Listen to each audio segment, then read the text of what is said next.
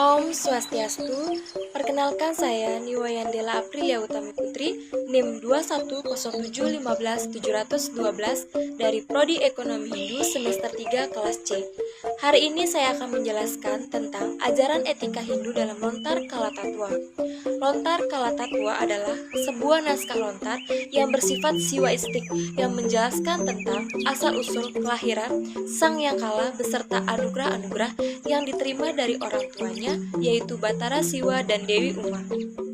Di dalam Lontar Kalatatwa juga terdapat ajaran etika Hindu yang mengatur tingkah laku yang baik dan benar untuk kebahagiaan hidup, serta keharmonisan hubungan antara manusia dengan Tuhan Yang Maha Esa.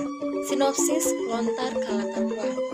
Pada suatu hari, Batara Siwa dan Dewi Uma sedang berjalan-jalan di pinggir pantai untuk melihat keindahan laut. Pada saat itu, angin bertiup kencang sehingga menyingkap kain Dewi Uma. Bangkitlah nafsu Batara Siwa. Tetapi sebelum terjadi hubungan tersebut, sperma Batara Siwa terlebih dahulu keluar dan jatuh di laut. Sperma itu dikatakan bercahaya. Kemudian atas kesaktian yoganya, sperma itu berhasil dikumpulkan dan lahir menjadi raksasa yang tinggi dan besar, yang nantinya disebut sebagai Sang Yang Kala. Setelah Sang Yang Kala sadar akan diri, ingin mengetahui siapa sebenarnya orang tuanya, kemudian dipandangnya seluruh penjuru mata angin. Ternyata sepi, karena itu ia berteriak keras, sehingga mengguncangkan alam surga. Dewata Nawasanga menjadi murka, datang bersama-sama untuk mengeroyok.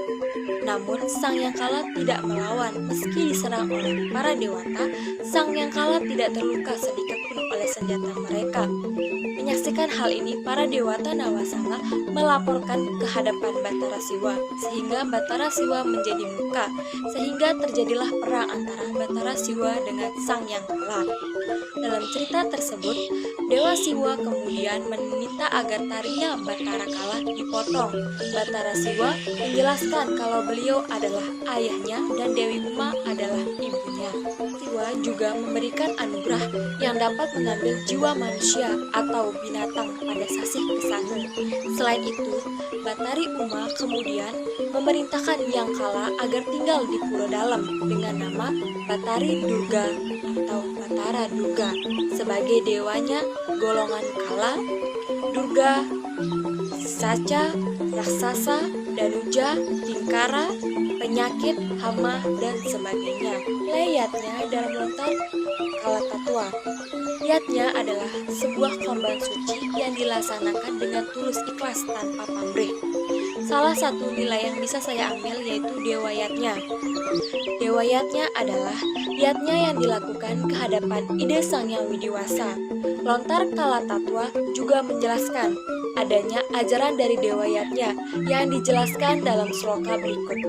Dewa Yatnya yataweh Dewa Hara Rikala Dina Rahayu angadegaken sanggar paryangan panyawang magawe palawatan ing Dewa Batara yang ininyam sinembah maka puja kerti ringwidi dening cita nirmala megawe ya pancagra pasakrama muang peletan ika dewayatnya maka panggilang papa klesa panyatmanya mawang kadur mitanya ring loka agung alit ikang pangaci juga dewayatnya magawe kepagehan ing Sang Yang para mana makadi Sang Yang urip ring buwana kabeh apan langgeng yoga ning watak dewata kabeh ngamrendiaken ayuning jagat raya mangkana kangetakena. Lontar Kalatatwa 7. Artinya, atas jasa-jasa beliau membina umat dan mengembangkan ajaran agama, Lontar Kalatatwa juga menjelaskan adanya ajaran dari Dewa Yatnya, yaitu memberikan persembahan kepada para dewa pada hari yang baik dengan memberikan sanggar persembahyangan sebagai tempat pemujaan, membuat patung perwujudan dewa dan leluhur yang telah didewatakan. Imyan untuk disembah.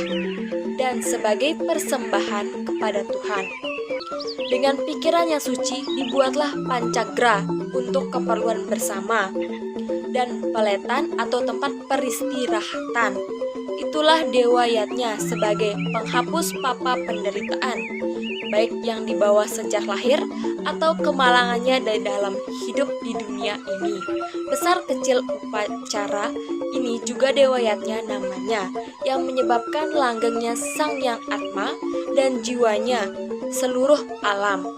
Oleh karena langgengnya yoga, para dewata menyebabkan bertambahnya kebaikan di dunia ini. Demikianlah, ingatlah.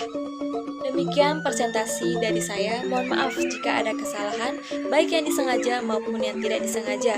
Saya tutup presentasi pada hari ini dengan mengucapkan Paramasanti. Om Santi Santi Santi.